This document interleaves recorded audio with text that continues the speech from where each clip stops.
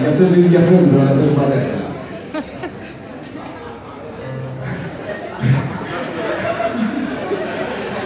Λέγεται γάμος εις τα γέρατα. Γάμος, Στεφάνη Κουλούρα δηλαδή, εις, τα γέρατα, τα γερατιά.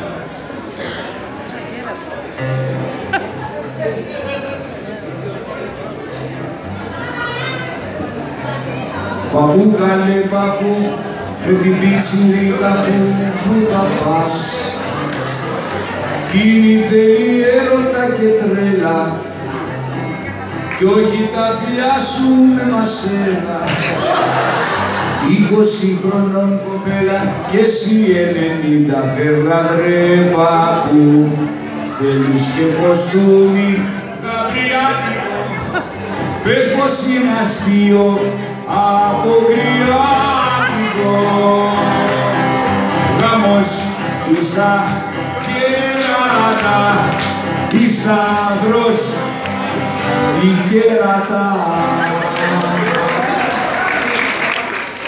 Παππού καλέ παππού, ξεμοράθηκες μωρέ, τι ζητάς. Το κορίτσι θέλει μήλο κι είσαι μαραμένο φίλο. 20 χρονών κοπέλα κι εσύ 90 φεύγα βρε παππού. Θα μάθει κι ο χάρος πως παντρεύεσαι κι ήρθε για κουμπάρος γιατί δεν χαίρεσαι. Γάμος εις τα κέρατα, εις σταυρός η κέρατα.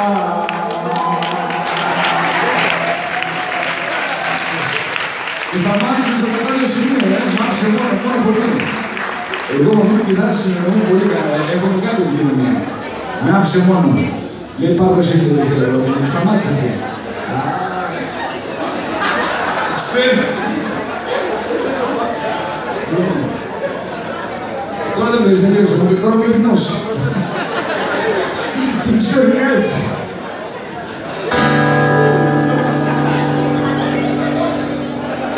Κάτι γίνεται εδώ. Πρέπει να είναι πλάκα αυτό. Θα πάει κι άλλη με την κάμερα, πού δεν θα πάμε αυτό.